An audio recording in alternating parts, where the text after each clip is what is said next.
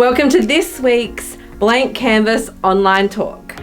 My name is Nina, and this talk is used as part of our face-to-face Blank Canvas cafe event, but can also be viewed as a standalone video.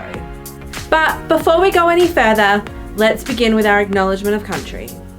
I acknowledge the Kaurna people, the traditional owners of the land on which I stand. I pay respects to their leaders, past, present, and emerging. I hope and pray for a future of justice and truth-telling. Always was, always will be. I know, depending on where you are, the traditional owners of the land you stand upon might be different. If that happens to be a case, I'd encourage you to take a moment just to acknowledge them. And if you don't know who they are, maybe research them. And if you like, pop who they are in the comments on this video, and then we can include them in our Acknowledgement of Country next time. I'm starting this talk with talking about the lectionary. It might feel like I start a lot of our videos the same way, because I probably do. We've been using a lectionary for a bit less than a year at the moment, and I keep thinking about things that I haven't told you or taught you about the lectionary yet. And what I want to tell you about today actually is going to impact how we understand today's theme. But first, a quick recap of the lectionary. It is a 3-year cycle of Bible verses that churches all over the world use. And over those 3 years, they cover most parts of the Bible. Now, I don't know if you know this, but each week there isn't just one reading. In fact, there's 4 readings. There's one from the Old Testament, which is the part of the Bible that's about before Jesus was on earth. There's one from Psalms, which is a whole book full of songs and poetry in the Old Testament. One from the Gospels, which is either from the book of Matthew, Mark, Luke, or John, and they all tell stories about Jesus' time on earth. And one from the epistles, which is just a fancy way of saying letters. So what it means is pretty much the rest of the New Testament. These weekly readings have been chosen to have a similar theme to them, so they can be used together to help inspire or inform each other. Sometimes people will choose to just focus on one of the readings, which is often what we do. And other times, they might choose to focus on 2, 3, or 4 of the readings to help them see a bigger picture or a bigger perspective on the theme. Today, we're going to look at 3 readings. Exodus chapter 20, verses 1 to 17, Psalm chapter 19, and John chapter 2, verses 13 to 22. I really encourage you in just a moment to pause the video and pick up a Bible, open up a Bible app on your phone, or even Google these Bible verses and just have a read of all 3 of them. Now, I will give you a little recap of all of them, but it's going to take far too long on this video if I stood here and read them all. So, pause the video, like now. And we're back. So let's recap those 3 readings. Well, let's just start with 2 of them. The reading from Exodus is the 10 Commandments. And fun little fact, 10 Commandments also appear in the book of Deuteronomy.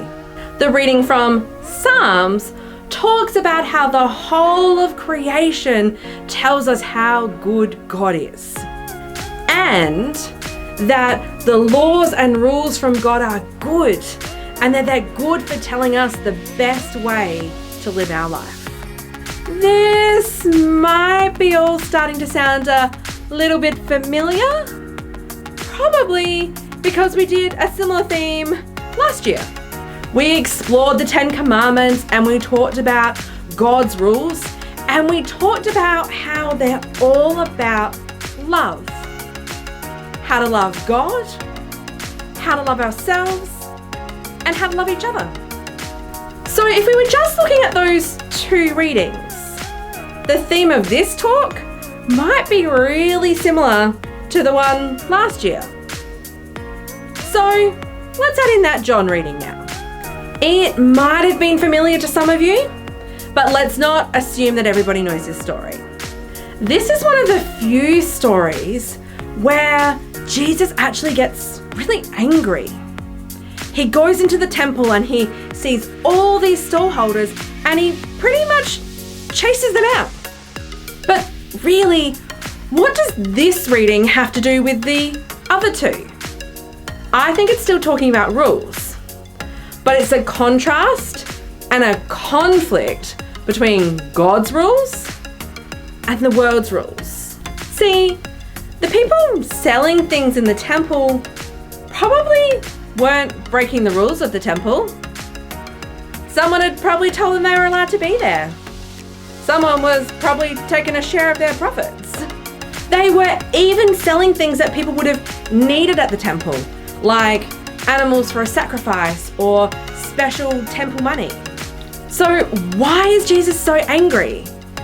It can't be that they're breaking temple rules, because they probably weren't. But maybe it's because the rules of the temple that allowed them to be there were actually in conflict with the rules of God. I believe that conflict is that by having the stallholders there, that actually was stopping certain people from accessing the temple and accessing God. The temple would have been a place with lots of different spaces that only certain people were allowed to go to.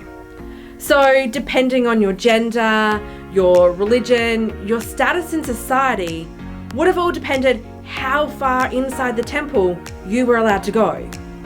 This mattered at the time because people believed the only place you could connect with God was in the temple. So if you couldn't even get in the temple, then you couldn't get close to God. All the stallholders were allowed in the very edges of the temple. And who else do you think was only allowed in the very edges of the temple? The poor, those who weren't Jews, those who were sick, those who were already being looked down upon by society. So now, not only are they being looked down on by society, they also can't even come into the temple to pray to God, because the one place they're allowed is full of stallholders. Jesus' anger comes from the fact that the world's rules, or in this case, the temple's rules, are hurting and oppressing people. And if all of God's rules are about love, then we have a conflict. Jesus is standing up against the rules of the world that are disadvantaging and hurting people. He's showing that God's rules of love and caring for everyone are more important than even the temple rules. And worldly rules hurt people before that time and have continued to hurt people throughout history. But what sort of rules might I be talking about?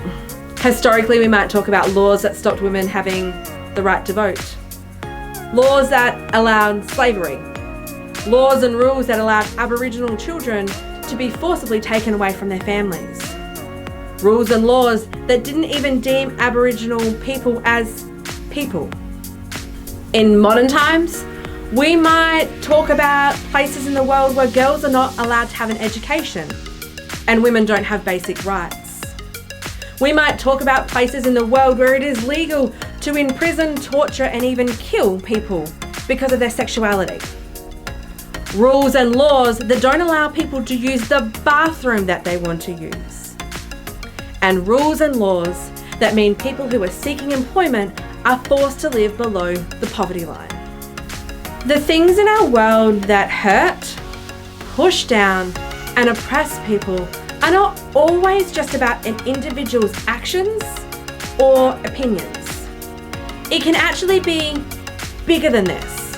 It can be systematic injustice, meaning the systems of the world, the laws and rules of governments or countries, the opinions and perspectives of the powerful can be used to hurt, oppress, and push down other groups of people.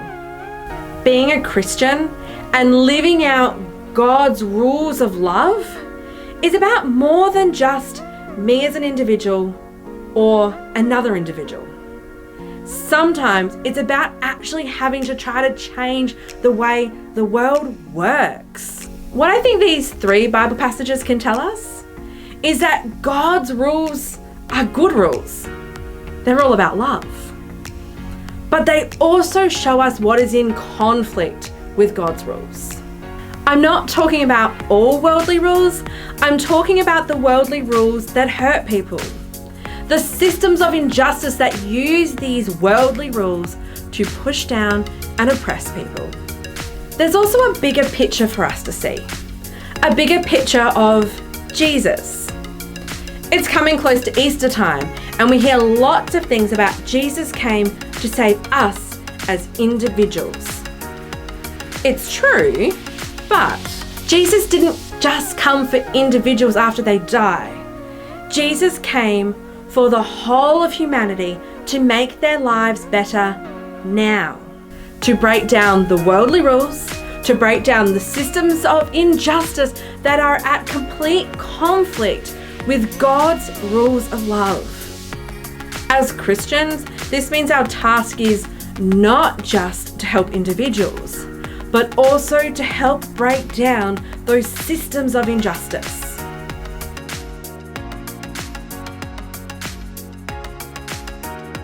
So we've looked at what those 3 Bible verses can say to us.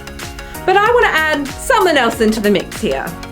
We have a focus of art here at Blank Canvas and the power of art to help us reflect and explore different ideas and concepts and themes. But art has other power too. Art has the power to inspire us, to educate us, to challenge us, and even to change us. They all sound like pretty important things when talking about breaking down systematic injustice.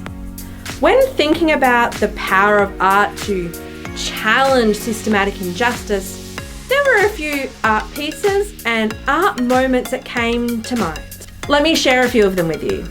The art of the Black Lives Matter movement in America, the response and protests of the deaths of George Floyd and Breonna Taylor and lots of other black people by the police, and the challenge of deeper systematic racism that exists in America. The Aussie posters you might have seen around the streets of Adelaide or across the rest of Australia, created by an Australian artist, Peter Drew, to really challenge us to what the traditional Aussie looks like, and to acknowledge the contribution of so many people from so many different backgrounds. The Rainbow Walk, that's in Light Square in Adelaide, and rainbow walks all across the world, that celebrate the achievements and acknowledge the struggles of LGBTQA+ people. The Fearless Girl sculpture by Kristen Vispel that was placed out the front of Wall Street on International Women's Day in 2017. A symbol that girls and women are powerful and can achieve anything they put their minds to. Memes, perhaps on Jesus or other things. Breaking down long-held beliefs about what the church thinks about issues of inclusion, and maybe even challenging people inside the church about their beliefs. Whether they are art in public spaces, hanging in galleries, uploaded on social media, all of these types of art challenge injustice that exists. When I first started thinking about these artworks, I was calling them political art. But if all art can inspire, educate, challenge, and change, then surely it's not political art, it's just art. Faith is a bit like the art too. It can be powerful. It can inspire, it can educate, it can challenge, and it can change individuals and the world. So I guess the challenge is, how will we use our art? How will we use our faith? How will we use Jesus as our inspiration to help challenge and change systematic injustice?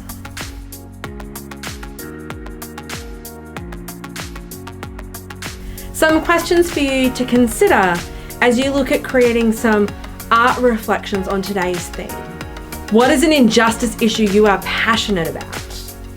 Within this issue, what would you like to say to people? What would you like to educate them on? What would you like to challenge them on?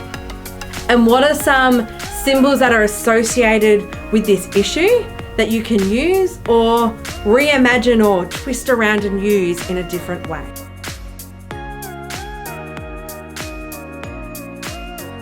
To help you reflect on this theme and what it means in your life and in your faith, take a few minutes to read through the reflection questions, to process them, to think about them, and maybe even pop some of your thoughts in the comments.